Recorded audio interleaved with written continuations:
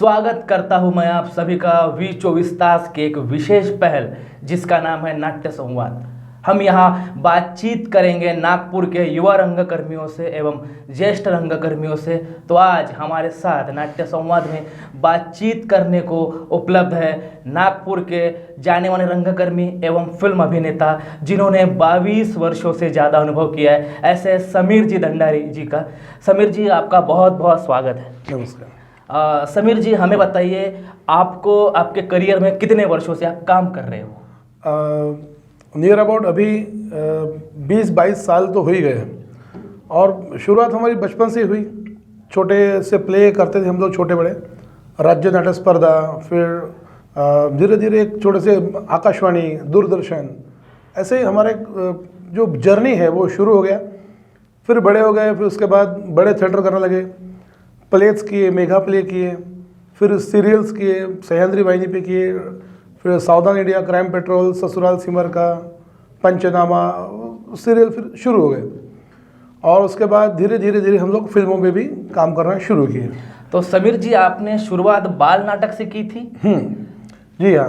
और बाल नाटक से मतलब हम जो स्कूल में पढ़ते थे वहाँ पे एक हमारे सर थे, डबीर सर करके, वो भी नहीं है, वो भी गुजर गए। तो वो उनके प्ले में हम लोग काम करते थे और उन्होंने ही हमें इस फील्ड में लाया, इस यहाँ तक हमको बनाया कि हम आज कुछ कर पाए हैं। तो समीर जी, बाल नाटक से जब आपने शुरुआत की तो उसके बाद का रंगकर्म कैसा रहा? बहुत अच्छा लगा जी। और जो हम बचपन से अगर किसी फील्ड में काम करते हैं तो वो बड़े होने के बाद आसान होता है वो हर चीज़।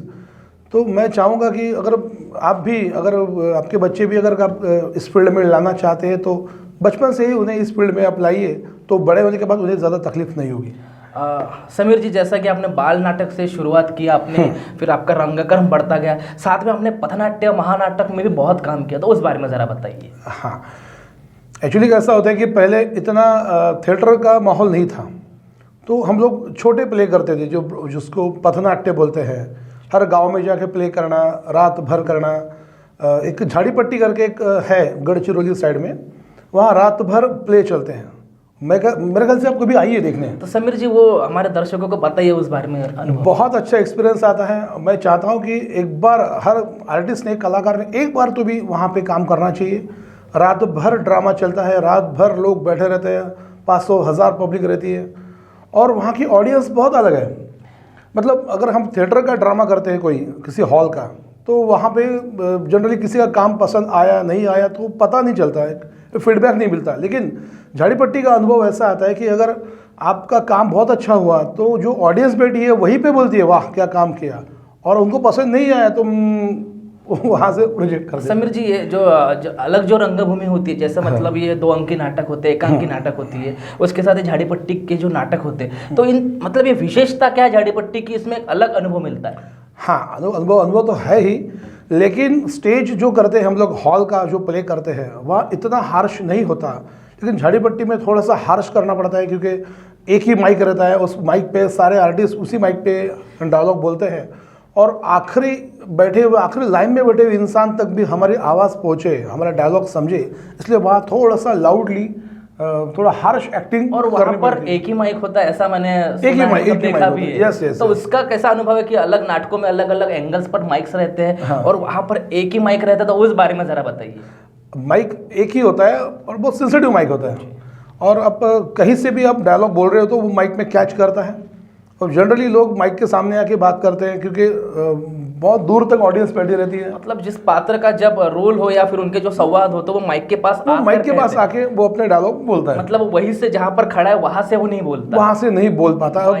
एक्चुअली वो एक ही माइक होने की वजह से ना वो एडजस्टमेंट थोड़ी सी हमको करनी पड़ती है, लेकिन वो भी एक अच्छा एक्सपीरियंस है। मैं चाहूँगा कि आप एक बार आए कभी और वो एक बार वो ड्रामा देखें वहाँ का। वहाँ पे अगर हो सके तो आप किसी ड्रामा में काम भी करके देखिए, एक नया मज़ा आता है, एक नया एक्सपीरियंस आता है। समीर जी, आपने जैसा कि झाड़ीपट्टी में बहुत सारा वक्त बिताया, उसके बाद आपने महानाटकों में बहुत सारा रोल किया है, तो ये महानाटक, ये जो विधा है उसके बारे में ज़रा बताइए। महानाटक का थोड़ा सा अलग होता है। महानाटकों में रिकॉर्डिंग ऑलरेडी हो चुकी रहती है डायलॉग की, हमें सिर्फ मूवमेंट करना पड़ता है, एक्ट करना पड़ता है। लेकिन उसमें भी एक है टाइमिंग का खेल होता है कि ट्रैक बज रहा है और उसी ट्रैक पे हमें डायलॉग बोलना पड़ता है या उस टाइप के मूवमेंट करनी पड़ती है, लिपसिंग मैच होनी चाहिए। तो एक टाइमिंग का खेल है महानाट्य में।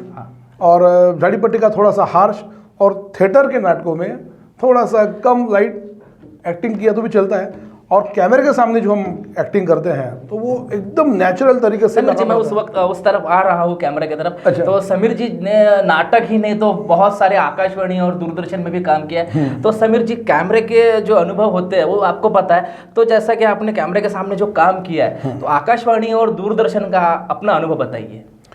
आकाशवाणी दूरदर्शन हम बचपन से ही करते आ रहे हैं। जब छोटे थे तब बाल नाटकों में काम करते थे। आकाशवाणी के बाल विहार करके प्रोग्राम आता है, उसमें हम करते थे। उसके बाद युवावाणी करके आकाशवाणी का प्रोग्राम आता है। जब हम बड़े हो गए तो युवावाणी में काम करते गए और उसी के साथ एक छोटे बड़े इवेंट भी उसमें किए हैं हमने। और फेस्टिवल है, कोई दिवाली आता है, कोई दसरा आता है, उसी मूवमेंट पे भी हमारा एक मैसेजिंग 31 होता है, तो उसमें भी एक हमारा छोटा सा प्ले दूरदर्शन आकाशवाणी पे हर साल होता है। बहुत खूब। समीर जी, अब बात आती है फिल्म की, शॉर्ट फिल्म की। तो समीर जी, आपने ऐसे आप नागपुर के गिने चुने कलाकारों में से हो जिनकी फिल्में रिलीज हुई है और आपने बहुत सारी फिल्म की है, तो उस बारे में आपका अनुभव बताइए। बिल्कुल, ये अच्छा सवाल है कि रिलीज होना, कोई भी फिल्म तो बनती है, हज़ारों बनती है, ढेरों बनती है, लेकिन थिएटर तक पहुंचना ये बहुत बड़ी बात होती है। और मैंने अभी तक नियर अबाउट 12-13 फिल्में की है, जिसमें मराठी और हिंदी दोनों शामिल हैं। उसमें से कुछ फिल्म नहीं आ पाई क्योंकि मे भी कोई डिस्ट्रीब्यूटर का प्रॉब्लम है या फाइनेंशियल प्रॉब्लम की वजह से, लेकिन जो 7-8 फिल्म मेरे रिलीज़ हो चुकी हैं वो आप देख सकते हैं। समीर दंडाले पे मेरा यूट्यूब पे मेरा चैनल है, उसमें अगर आप देखते हैं तो उसमें सारी चीज़ें उसमें आपको मिल जाएगी। और है अच्छा अनुभव आता है, एक्सपीरियंस अच्छा आता है फिल्मों का, सीरियल का, हर चीज़ का एक नया एक्सपीरियंस। समीर जी, माया नगरी मुंबई, जिसे सपनों की नगरी कहा जाता है, वहाँ पर बहुत लोगों का काम करने का सपना होता है। वहाँ पर आपने बहुत सारा काम किया है। तो समीर जी, मुंबई और आपका कनेक्शन कैसे जुड़ा और उस अनुभव के बारे में ज़रा बताइए। मुंबई में काम करना हर कोई चाहता है और जाना भी चाहिए, अच्छी बात है। लेकिन कैसा है कि कोई भी चीज़ आसानी से नहीं मिलती, या हर फील्ड में एक स्ट्रगल ये होता ही है। मैं इसी फील्ड की बात नहीं कर रहा हूँ, एक्टिंग फील्ड ही नहीं, आप कोई भी किसी भी फील्ड में जाते हो तो एक स्ट्रगलिंग जो आपको करना ही पड़ता है, वो तो बेसिक है ही। और सारी चीज़ें हमें करनी पड़ती है। लोकल ट्रेन से जाना पड़ता है, जब स्ट्रगलर रहते हैं तब कोई गाड़ी घोड़ा कुछ होता नहीं है, कोई रहने का ठिकाना नहीं होता, तो वहाँ जाके रूम देखो, फिर 4-5 दोस्त मिलके एक रूम पे रहो, फिर उसके बाद दिन में सुबह निकलो, काम ढूंढो, फिर काम मिल के रात को आओ। तो ये जो जर्नी है वहाँ, लोकल की जर्नी वो इम्पोर्टेंट है, लोकल की जर्नी। और शाम का समय तो लोकल में आप खड़े नहीं हो सकते, इतनी ज़बरदस्त भीड़ होती है। तो मेरे ख्याल से अगर आपको कुछ करना है, मुंबई में जाके कुछ बनना है, तो वो मेंटली आप प्रिपेयर हो जाओ कि आपको स्ट्रगल करना है या नहीं करना है। समीर जी, आपने मतलब इतने सारे, जैसा कि आपने कहा कि आपने 12-13 फिल्मों में काम किया है, उसमें हिंदी मराठी। तो समीर जी, आपने हिंदी मराठी के साथ अनेक भाषाओं में भी काम किया है, उदाहरण तौर पर भोजपुरी और छत्तीसगढ़ी। तो मतलब ये हिंदी मराठी के साथ ये दोनों भाषाओं से जुड़ना और उस पर काम करना, उस बारे में ज़रा बताइए। ऐसा है कि मैंने फिल्म किया था छत्तीसगढ़ी का मयारू भोजी करके, और वो अच्छी फिल्म थी। और थोड़ा सा लैंग्वेज का प्रॉब्लम तो जाता ही है। अभी हम लोग बेसिकली महाराष्ट्रियन है, हमको फिर अभी छत्तीसगढ़ी में या भोजपुरी में करना है तो थोड़ा सा हमें करना पड़ता है, रिहर्सल है या डबिंग है, उसमें बहुत सी चीज़ें होती है टेक्निकल, पर एक नया एक्सपीरियंस आता है। मैं तो चाहता हूँ कि मैं हर चीज़ आपको बोलूँ कि अब ये करो वो करो, करने के लिए बहुत कुछ है। और एक बार करके देखिए आप, छत्तीसगढ़ी फिल्म भोजपुरी फिल्म में भी एक बड़ा अलग सा मज़ा आता है। और वहाँ की इंडस्ट्री, वहाँ का काम करने का तरीका, उनके जो बातचीत है, वो सारी चीज़ें हमें बहुत कुछ सिखाती है।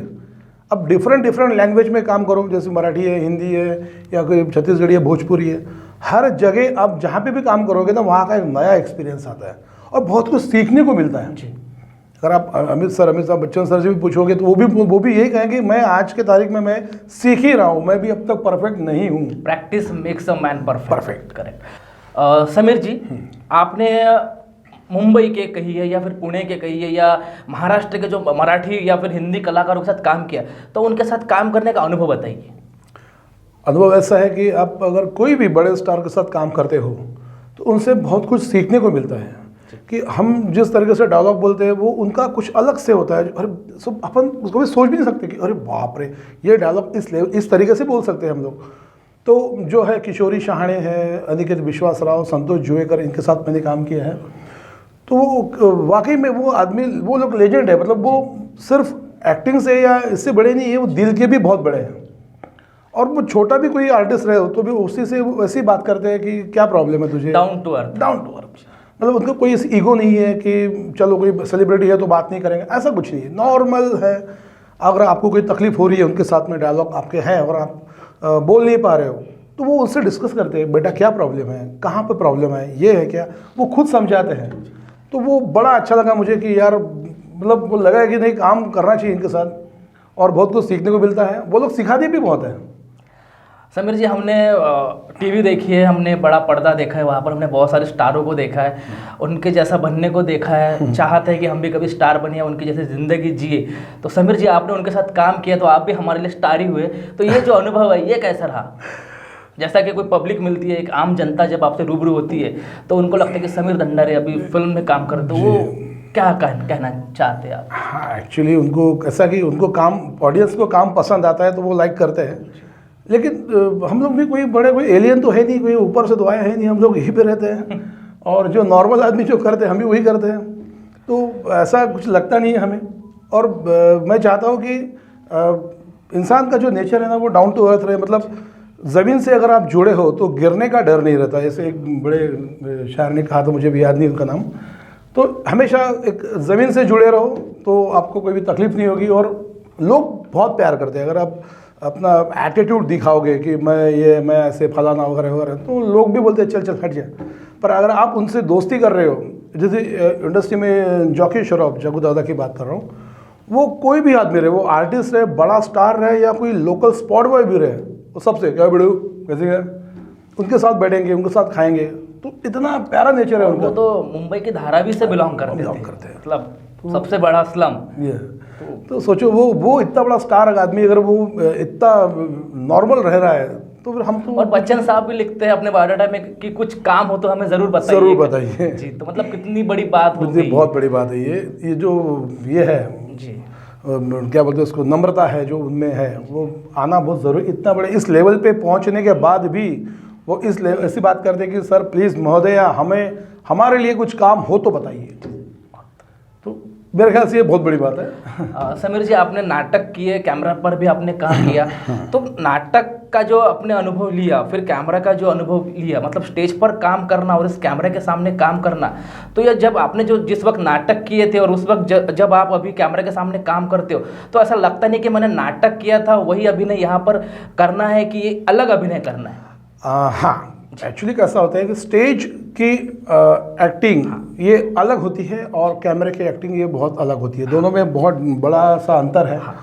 क्योंकि स्टेज पे हमें थोड़ा सा हार्श बोलना पड़ता है, क्योंकि ऑडियंस आगे बैठी होती है और जैसे मुझे भी कहा कि लास्ट के रो में बैठा हुआ आदमी को भी डायलॉग सुनाई देना चाहिए, एक्सप्रेशन दिखने चाहिए, मतलब हाँ। तो वो एक अलग एक्सपीरियंस होता है स्टेज पे काम करने का। और कैमरे के सामने जितना आप नेचुरल कर सको, मतलब उस पर कोई ज़्यादा ऐसी आईब्रो करने की कोई ज़रूरत नहीं, नेचुरल भी आप देखिए तो भी आपको समझ में आएगा कि यार चलो ये एक्टिंग है। बट स्टेज पे जो होता है थोड़ा सा हमें ब्रॉड करना पड़ता है। अगर मैं ऐसे देख रहा हूँ तो ये कैमरे पे ठीक है मैं ऐसे देख लूँगा, पर स्टेज पे तो थोड़ा सा दोनों में थोड़ा सा डिफरेंस होता है और वो ज़रूरी भी है।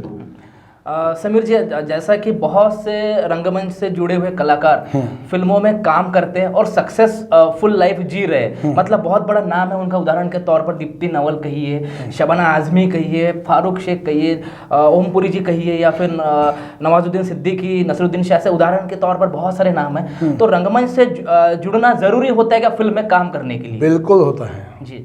और मैं चाहूँगा स्ट्रीट प्ले मतलब जो उसको पथनाट्य कहते हैं जी, वो आप ज़रूर कीजिए, क्योंकि वहाँ पे ऑडियंस फेस टू फेस होता है। 50 फुट पे नहीं होते, 4 फुट के अंदर पे ऑडियंस खड़ी होती है। और वहाँ ज़रूर काम कीजिए, क्योंकि मैं इसलिए ये करता हूँ, मैं अभी भी क्यों करता हूँ, क्योंकि शबाना आज़मी है, ये नंदिता दास है, नाना पाटेकर है, ये सारे स्टार लोग स्ट्रीट प्ले से ही ऊपर आए हैं। जो कॉन्फिडेंस हमें आता है ऑडियंस के सामने, पब्लिक के सामने डायलॉग बोलना, उनके आंखों में आंखें डाल के हम जो डायलॉग बोलते हैं, तो वो एक जो कॉन्फिडेंस आता है ना, वो बाकी इसमें नहीं आता। तो मैं चाहूँगा कि आप वहाँ से शुरुआत कीजिए, तो आपको जब आगे आप काम करोगे इंडस्ट्री में तो तकलीफ नहीं होगी। समीर जी, एक ऐसा सवाल था कि जैसा कि अभी इस वक्त वेब सीरीज़ का बहुत बड़ा चलन हो रहा है OTT और सीरियल की भी मात्राएं बहुत बढ़ रही है, क्योंकि टेलीविज़न चैनल ने जो व्यापक रूप धारण किया है, मतलब आप वेब सीरीज़ कहिए, OTT प्लेटफॉर्म पर, टीवी पर सीरियल्स कहिए, तो इस बारे में आपका क्या कहना, मतलब युवा पीढ़ियों को काम करने के चांसेस बढ़ गए हैं? बिल्कुल बढ़ गए। क्या करना चाहिए? बिल्कुल बिल्कुल बढ़ गए। और मैं चाहता हूँ कि जो लोग बॉम्बे में जाके, मुंबई में जाके स्ट्रगलिंग नहीं कर सकते, जो टैलेंटेड है, तो वो उस OTT के प्लेटफॉर्म से वो अपने को खुद को शो कर सकते हैं कि मैं भी ये कर सकता हूँ।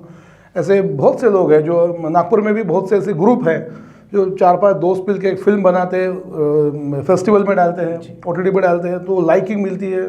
और ये भी एक अच्छा प्लेटफॉर्म है, क्योंकि जो बड़े बड़े जो होते हैं, जो करण जौहर है या फिर विक्रम भट्ट है, तो ये लोग भी OTT देखते हैं। ये लोग भी रात को बैठ के जब खाली समय है तो वो भी देखते हैं शॉर्ट फिल्म्स, और उनको अच्छा लगा कि हाँ यार ये बंदा है, से भी नया टैलेंट सर्च होता मिलता है, ज़रूर मिलता है कि ये लड़का अच्छा है या लड़की अच्छी है जो अच्छा काम कर रही है, तो उसे उनसे भी वहाँ पे ब्रेक मिल सकता है। तो बिल्कुल कीजिए। समीर जी, एक संदेश जो इतना बड़ा नाम जो V24 तास के माध्यम से आपसे रूबरू हो रहे हैं, समीर जी दंडारे, एक युवाओं का ऐसा संदेश जो इस फील्ड में, मतलब कैमरा के माध्यम में या फिर नाटक की जो विधा में जो काम करना चाहते हैं, उन्हें एक संदेश आप ज़रूर दीजिए।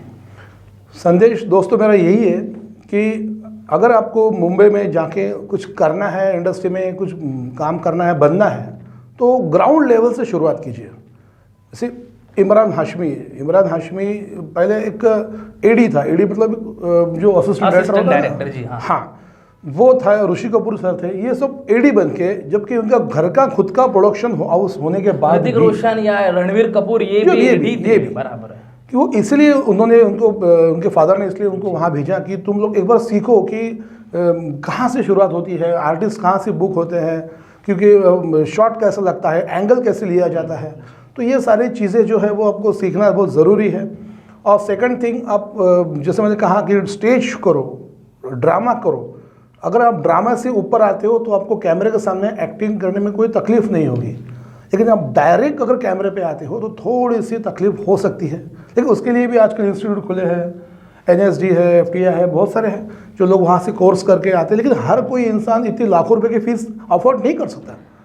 तो मेरा कहना है कि अगर आपका बेस मजबूत है, और बेस मजबूत होता है स्टेज से, थिएटर से, तो प्लीज़ आप थिएटर कीजिए और उसके बाद आप धीरे धीरे सीरियल्स में, फिर फिल्मों में काम कीजिए, आपको ज़रूर कामयाबी मिलेगी।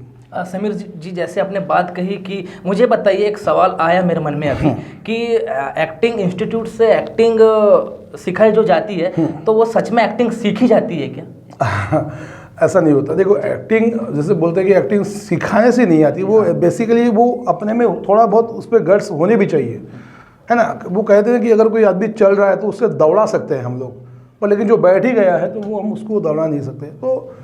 तो थोड़ा सा हुनर हमको गॉड गिफ्ट भी होना चाहिए, बाकी तो 75% इंस्टीट्यूट काम करता ही है। क्या बात है, तो वो ज़रूरी है। समीर जी, जैसा कि अभी इतना सारा आपने कार्य किया इस माध्यम में, तो ऐसे कोई प्रोजेक्ट जो आपके फ्यूचर में आने वाले हो, जो बता सकते हो आप? हाँ, मेरी 3 फिल्में हैं जो भी आने वाली है।